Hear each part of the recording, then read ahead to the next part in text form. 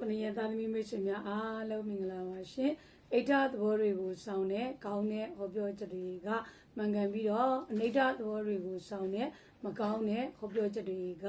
တက်စင်အောင်လွှဲမပါစေ။2025ခုနှစ်ဒီဇင်ဘာလ30ရက်နေ့တနင်္ဂနွေသားသမီးများအတွက်တနေ့တာဟောစတန်ဖြစ်ပါတယ်။တနင်္ဂနွေသားသမီးများအတွက်ဒီနေ့မှာ